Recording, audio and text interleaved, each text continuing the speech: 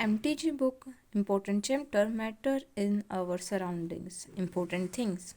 Matter. So matter may be defined as the anything that occupies a space and possesses mass. It means वो space carry करता है अपने साथ और उसका मास कुछ ना कुछ होता है. तो इसमें क्या होता है इसकी, for example water, plants, animals, stones, these are the example of matter. Now the physical nature of matter. Matter made up of a particle. Then जो मैटर होता है उसके बीच में स्पेसेस होते हैं. मैटर होता है वो कंटिन्यूसली मूविंग होता है. पार्टिकल्स ऑफ मैटर होते हैं वो बहुत ही ज़्यादा स्मॉल होते हैं, और जो पार्टिकल्स ऑफ मैटर होते हैं वो एक दूसरे को अपने साथ अट्रैक्ट करते हैं. फिर आता है अपने पास diffusion. So the intermixing of particles two substance on their own called diffusion. यानी कि दो पार्टिकल्स का आपस के में साथ में क्या होता है कि वो दोनों आपस में ऑटोमेटिकली यानी कि खुद से ही क्या घुल जाते हैं दोनों में, तो वो हमको होता है डिफ्यूज़न होता है. इसमें आपको है कि जब आपका डिफ्यूज़न बढ़ेगा, कब बढ़ेगा, जब आप हीट ज़्यादा बढ़ाओगे. हीट बढ़ेगी तो अपनी काइनेटिक एनर्जी है वो इंक्रीज़ होगी. इसी वजह से अपना जो डिफ्यूज़न है वो फास्टर हो जाएगा. अब डिफ्यूज़न होता है गैसेस में भी होता है, लिक्विड्स में भी होता है, सॉलिड्स में भी होता है, पर सबसे ज़्यादा होता है गैसेस में, क्योंकि डिफ्यूज़न गैसेस के पार्टिकल तो बहुत दूर दूर प्रेजेंट होते हैं तो उसके बीच में अच्छे से हो जाता है. और सबसे कम होता है सॉलिड में, क्योंकि वो टाइटली पैक्ड होते हैं. अब now the classification of matter. Matter में क्या गिवन है, उसके डिफरेंट टाइप्स के क्लासिफिकेशन है. तो एक तो हो जाता है physical classification, then the chemical classification. Physical classification में हम सॉलिड, लिक्विड एंड गैसेस ले लेते हैं. केमिकल क्लासिफिकेशन में हम मिक्सचर्स और प्योर सब्सटेंस, मिक्सचर को हम इम्प्योर सब्सटेंस भी बोल सकते हैं, इसका अपोजिट हो जाता है वो. देन इस प्योर सब्सटेंसेस में आता है एलिमेंट, जैसे कि हाइड्रोजन हुआ, ऑक्सीजन, ईटीसी. कंपाउंड में आता है वाटर, मार्बल, ईटीसी.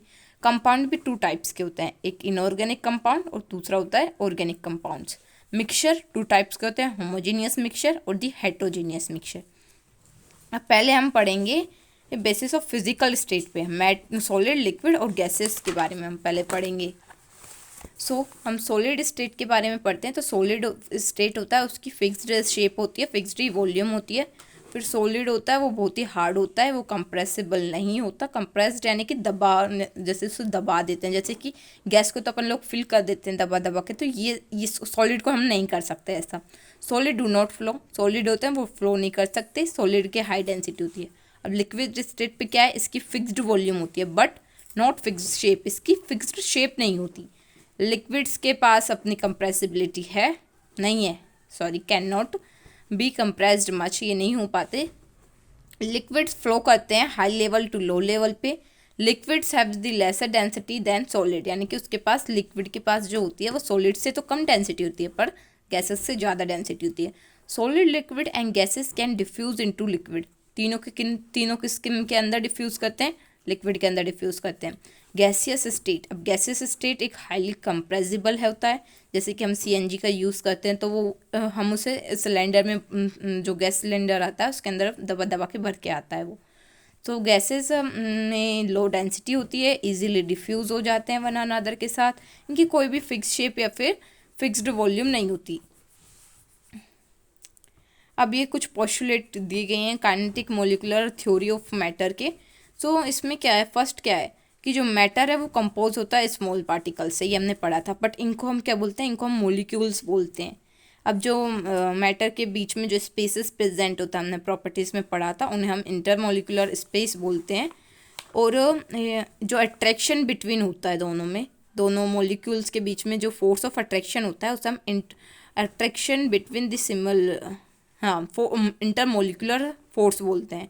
और जब अट्रैक्शन बिटवीन सेम मॉलिक्यूल्स के बीच में अट्रैक्शन होता है तो उससे कहते हैं हम कोहेंसिव फोर्स. और डिफरेंट मॉलिक्यूल्स के बीच में जब अट्रैक्शन होता है उसे हम कहते हैं एडहेंसिव फोर्स कहते हैं. ये अभी अपने आप का नहीं है. जैसे कि हमने एग्जांपल लिया था कि हाई कंप्रेसिबिलिटी होता है, इसमें लार्ज नंबर ऑफ गैसेज आ जाती हैं स्मॉल कंटेनर में. तो जैसे एलपीजी जो हम घर में यूज़ करते हैं, सीएनजी जो हम फ्यूल्स में यूज़ करते हैं, व्हीकल्स में यूज़ करते हैं, और ऑक्सीजन को भी हम सप्लाइड करते हैं हॉस्पिटल में by the help of cylinder. अब दो और टाइप के स्टेट्स ऑफ मैटर हैं. ये पहला जाता है हमारा प्लाज्मा. ये वाला जो स्टेट होता है वो जब अपन लोग गैसेस को भी और भी ज़्यादा उसमें ले जाते हैं, यानी कि जैसे कि हमने गैसेस पे आ गया, उसका टेम्परेचर आ गया, उससे भी हमें उससे जब ज़्यादा टेम्परेचर देते हैं तो हमारा वो प्लाज्मा स्टेट बन जाता है। प्लाज्मा स्टेट फोर्थ ये स्टेट होता है। इसमें जैसे कि हम एग्जांपल ले सकते हैं अपना न्यूक्लियल फिल इन बल्ब होता है, या फिर हीलियम फिल्ड इन बल्ब हो जाता है, ये इसका एग्जांपल हो जाते हैं। अब आ जाता है इसमें बोस आइंस्टाइन कंसर्डेट, ये फिफ्थ स्टेट ऑफ मैटर होता है। इसके जो ये मेन वर्क जो इस स्टेट पे किया था वो किया था सत्येंद्र नाथ बोस ने और एल्बर्ट आइंस्टाइन ने, बट इस एक्चुअली 3 अमेरिकन साइंटिस्ट ने किया था। एरिक वोल्फगैंग एंडी इन्होंने किया था 2001 में। ये क्या होता है, जब जैसे कि हमने सॉलिड का टेम्परेचर से भी और डिक्रीज टेम्परेचर किया तो हमारे पास ये स्टेट आता है। अब हम बीच में यहाँ पे पढ़ेंगे पार्टिकल मोड ऑफ 3 स्टेट। अब इसमें हमने इंटरमोलिकुलर डिस्टेंस देखेंगे, फोर्स ऑफ अट्रैक्शन देखेंगे और काइनेटिक एनर्जी। काइनेटिक एनर्जी क्या होती है, जब अपन लोग उसकी चीज़ को टेम्परेचर बढ़ा देते हैं, उसको हम हीट प्रोवाइड करते हैं तो उसे हम कहते हैं काइनेटिक एनर्जी कहते हैं। अब इन सब का एक्सप्लेनेशन है। अब फर्स्ट है हमारे पास सॉलिड में इंटरमोलिकुलर स्पेस बिल्कुल भी नहीं होता, क्योंकि वो तो टाइटली पैक्ड होते हैं, वेरी स्मॉल होता है। इंटरमोलिकुलर फोर्स बहुत ही लार्ज होता है, क्योंकि वो टाइटली पैक्ड होते हैं। अगर ये वाइब्रेट एक ही जगह पे वाइब्रेट करते हैं, इसलिए वो अपनी सी पोजीशन चेंज नहीं कर पाते, क्योंकि उनके पास फिक्स्ड शेप होती है, डेफिनेट वॉल्यूम होती है और ये इनकम्प्रेसिबल होते हैं। अब हम लिक्विड की बात करें तो इसके पास इंटरमोलिकुलर जो स्पेस होता है वो थोड़ा ज़्यादा होता है compare to solids, and intermolecular force इसमें कंपेयर टू सॉलिड्स थोड़ा कम होता है। इसमें क्या होता है कि काइनेटिक एनर्जी जब हम प्रोवाइड करते हैं उसको, तो काइनेटिक एनर्जी मिलकर इंटरमोलिकुलर जो स्पेस मिलके हमको क्या कर देता है, इंटरचेंज करवा देता है उसकी पोजीशंस। तो फिर पोजीशन को चेंज करवा देगा तो लिक्विड है वो किसी भी शेप अपनी उसकी कोई डेफिनेट शेप नहीं होती, पर उसका डेफिनेट वॉल्यूम ज़रूर होता है।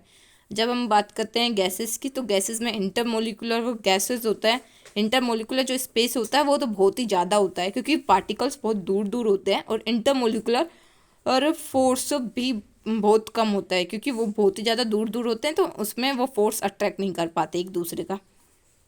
ये फ्रीली मूव करते हैं इधर से उधर, इनकी कोई भी डेफिनेट वॉल्यूम भी नहीं होती, डेफिनेट शेप भी नहीं होती, और इनमें काइनेटिक एनर्जी बहुत ही ज़्यादा मैक्सिमम होती है। क्योंकि इनकी ये रैंडमली कहीं भी मूव कर सकते हैं, तो इनकी स्पीड ज़्यादा होगी, इसलिए इनकी काइनेटिक एनर्जी भी ज़्यादा हो जाती है। अब नेक्स्ट है हमारे पास rigidity and the fluidity. Rigidity means क्या, तो इनफ्लेक्सिबल, जो कि फ्लेक्सिबल ना हो, मुड़ तुड़ ना सके, वो एकदम बहुत ही जैसे हार्ड हो, जैसे कि पेंसिल बहुत हार्ड है। सो सॉलिड इज यानी कि जो सॉलिड है वो बहुत ही ज़्यादा रिजिड फॉर्म में है मैटर की, मेंटेन शेप, ये उसकी बहुत ही ज़्यादा शेप को मेंटेन करता है, और जो एक्सटर्नल फोर्स आता है उसका अपोज भी करता है। फिर आता है फ्लूइड तो बहुत ही ज़्यादा फ्लूइडिटी है इसमें रिजिडिटी बिल्कुल नहीं है। फ्लूइड है, ये higher level to low level flow करता है, अपन को पता है। फिर वाटर है, जैसे कि हम एग्जांपल ले लेते हैं वाटर की बहुत ही वाटर इधर से उधर फ्लो करता रहता है। गैसेस की जब हम बात करें तो गैसेस में भी फ्लूइडिटी बहुत ही ज़्यादा होती है, जैसे कि गैसेस ऑल्सो क्लोरीन, जैसे एयर है, उसमें एयर में फ्लूइडिटी वो इधर से उधर बहती रहती है, उसमें ऑक्सीजन सब चीज़ें मिक्स हो जाती हैं। अब ये देखो ये है कंपैरिजन जो कि बहुत इंपॉर्टेंट है solid liquid and gases state के बीच में।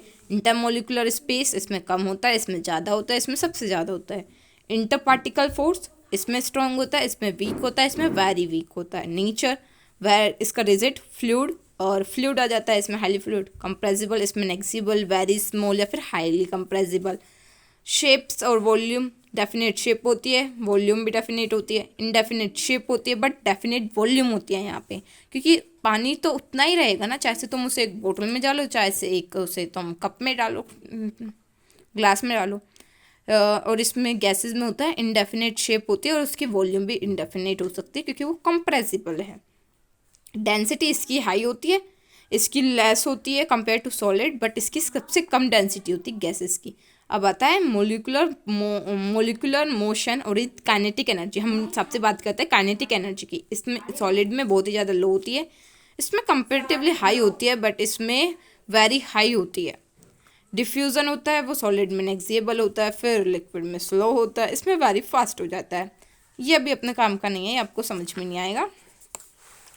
Next is volume. अब देखो हम वॉल्यूम पढ़ते हैं कि वॉल्यूम क्या होता है। जो भी स्पेस ऑक्यूपाई करता है कोई भी सब्सटेंस उसे हम वॉल्यूम कहते हैं। इसकी ऐसा यूनिट क्या है, क्यूबिक मीटर है, जिसको हम ऐसे रिप्रेजेंट करते हैं। और इसके कॉमन यूनिट अगर हम माने तो वो एल है, लीटर में हम सबको मेजर करते हैं।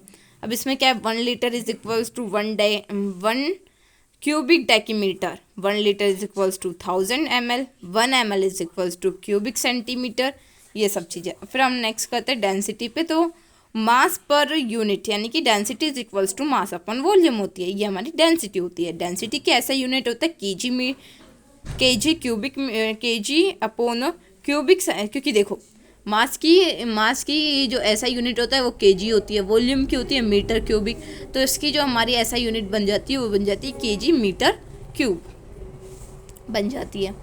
हाँ, ग्राम सेंटीमीटर क्यूब ले लेते हैं हम। अगर हम टेम्परेचर की बात करें तो टेम्परेचर में 3 स्केल आते हैं। पहला आता है सेल्सियस, डिग्री सेल्सियस स्केल आता है हमारे पास। सेकंड आता है फ़ारेनहाइट स्केल और आता है थर्ड इज केल्विन स्टेट। अब सेल्सियस स्टेट की फ्रीजिंग पॉइंट ऑफ वाटर कितना होता है, 0 degree, boiling point of 100 degree होता है। और फ़ारेनहाइट का जो फ्रीजिंग पॉइंट होता है वाटर का वो 32 डिग्री फ़ारेनहाइट होता है, और बॉइलिंग पॉइंट होता है इसका 212 डिग्री फ़ारेनहाइट होता है। फिर अगर सेल्सियस और फ़ारेनहाइट का दोनों का रिलेटेड बताएं तो degree Fahrenheit is equals to 9/5 degree Celsius plus 32। अगर हम केल्विन स्केल की बात करें तो हम उसे एब्सोल्यूट स्केल भी कहते हैं, और ये ऐसा यूनिट होती है टेम्परेचर की। इसका फ्रीजिंग पॉइंट ऑफ वाटर कितना होता है, 273.15 केल्विन होता है, बट हम अप्रोक्सीमेटली हम इसे 273 केल्विन मानते हैं। इसका बॉइलिंग पॉइंट होता है 373 केल्विन होता है। अब इन सेल्सियस और केल्विन में क्या, दोनों में क्या रिलेशन है, तो kelvin is equals to 273 plus degree Celsius, ये होते हैं तीनों में, इसके लिए होता है। अब यहाँ पे कुछ ये इंपॉर्टेंट ऐसा यूनिट थोड़ी इंपॉर्टेंट है। लेंथ की होती है मीटर, मास की केजी, टाइम की सेकंड, टेम्परेचर की केल्विन, वॉल्यूम की क्यूबिक मीटर, डेंसिटी की किलोग्राम पर क्यूबिक मीटर, पास्कल किसकी होती है, प्रेशर की अपनी पास्कल यूनिट होती है। अब हम चेंज ऑफ स्टेट, हम स्टेट चेंज करते हैं by the help of temperature and the pressure. Effect of change of temperature at state. अब सपोज तो कोई भी एक चीज़ है, अब हम चलो इसमें से ले लेते हैं, सॉलिड टू लिक्विड चेंज कहलाती है, मैं मेल्टिंग या फिर फ्यूज़न भी कहते हैं। तो कोई भी चीज़ जब सॉलिड से चेंज होती है लिक्विड में, हम उससे क्या कहते हैं, फ्यूज़न कहते हैं उस प्रोसेस को। और जब उसका टेम्परेचर कोई भी टेम्परेचर पे जैसे जो सॉलिड है वो मेल्टिंग स्टार्ट हो रही है उसके एटमॉस्फेरिक प्रेशर से, सो हम उसे कहते हैं मेल्टिंग पॉइंट। अब ये क्या होता है मेल्टिंग पॉइंट में, हाइयर जब मेल्टिंग पॉइंट होता है जब उसके पास स्ट्रॉन्ग, हाइयर मेल्टिंग पॉइंट कब होगा, जब उसका फोर्स ऑफ अट्रैक्शन ज़्यादा होगा या फिर स्ट्रॉन्ग होगा। For example melting point of iron metal ही देख लो, 1535 डिग्री सेल्सियस है, क्योंकि इसकी फोर्स ऑफ अट्रैक्शन बहुत ही ज़्यादा स्ट्रॉन्ग है। अगर हम इफेक्ट ऑफ प्रेशर का इफेक्ट देखें इस पर, तो melting point of solid depends on the nature of solid, यानी कि सॉलिड का नेचर कैसा होता है, रिजिड होता है, यानी कि बहुत ही ज़्यादा हार्ड होता है। तो solid which expand on melting point increase होता है, तब कब होता है, तो मेल्टिंग पॉइंट इंक्रीज होता है जब उसका प्रेशर इंक्रीज हो जाता है, because increase in pressure oppose expansion. For example हम इसमें लेते हैं सिल्वर, गोल्ड, कॉपर ले लेते हैं। अगर हम solid which contract on melting लेते हैं, तो मेल्टिंग पॉइंट जब डिक्रीज होता है जब प्रेशर इंक्रीज होता है, क्योंकि जब प्रेशर इंक्रीज होगा तो फेवर्स कॉन्ट्रैक्शन होगा, जैसे कि एग्जांपल आइस हो गया, कास्ट आयरन, ब्रेस हो गया।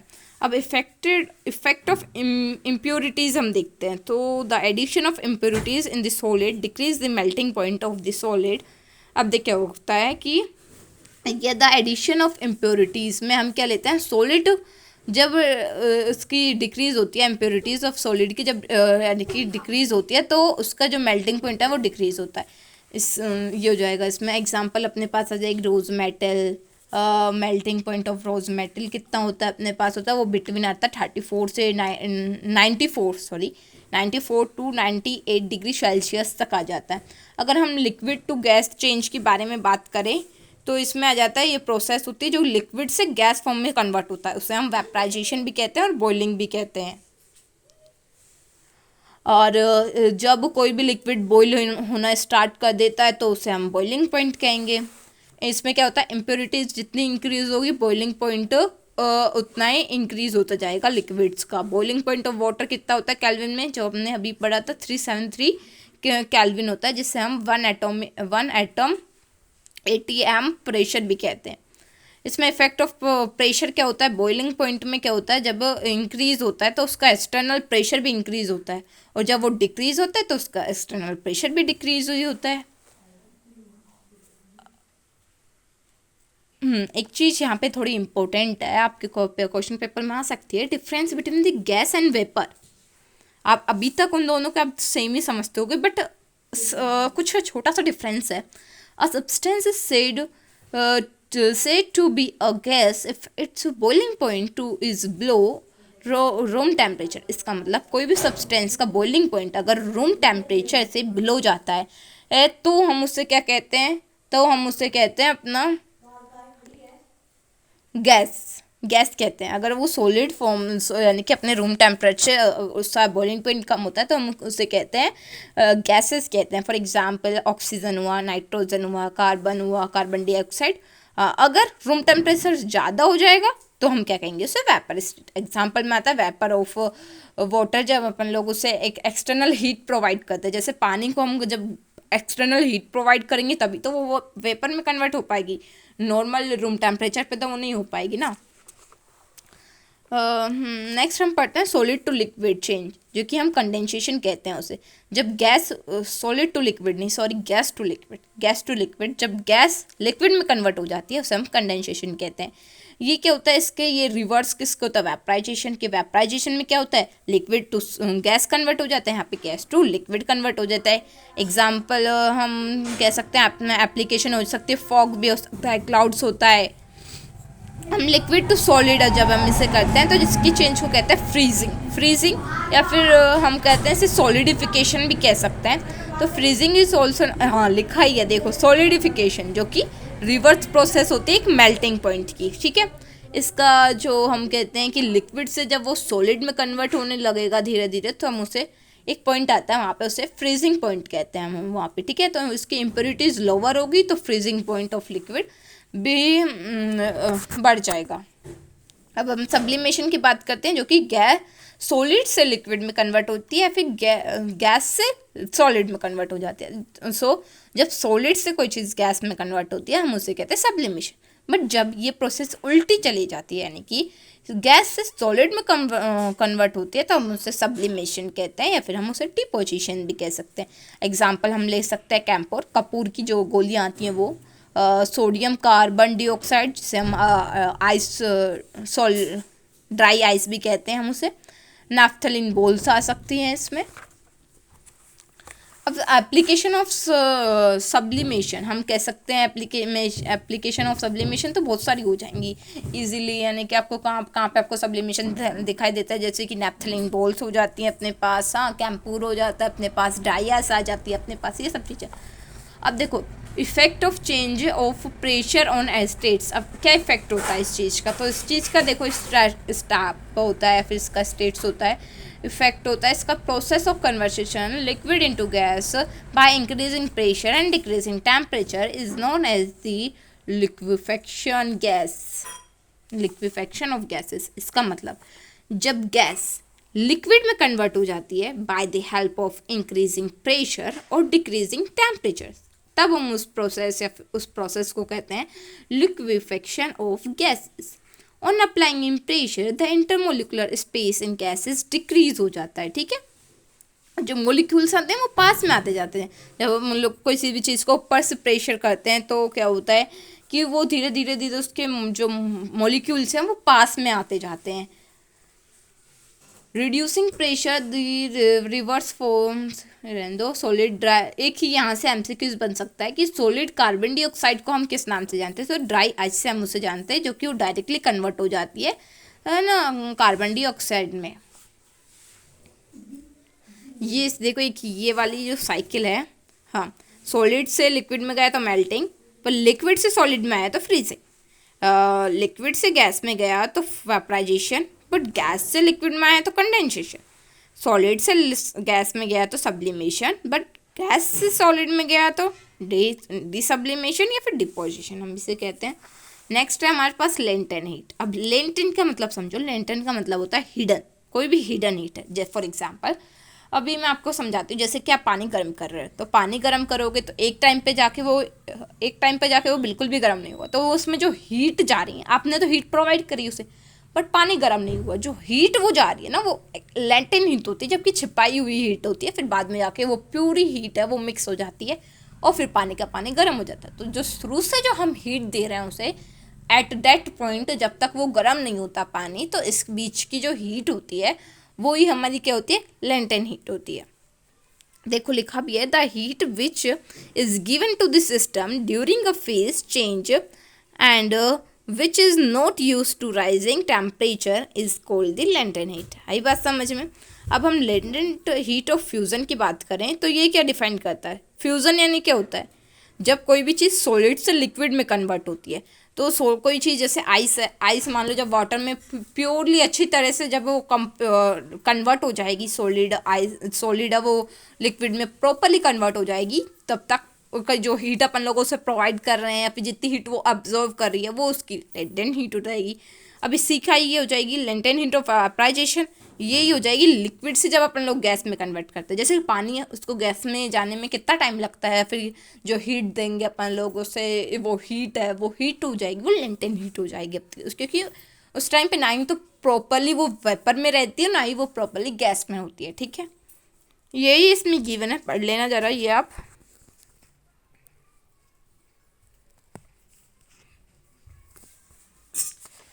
उसके बाद हमारी लास्ट टॉपिक बचता है वेपराइजेशन। ये जो कौन सी प्रोसेस होती है, the process of conversation of liquid into vapours. जब कोई भी लिक्विड वेपर में कन्वर्ट होता है कोई भी एनी टेम्परेचर पे, तब उसे वेपराइजेशन कहते हैं। अब आप ये जो वेपराइजेशन है वो एंडोथर्मिक प्रोसेस है, इट इज़ इम्पोर्टेंट।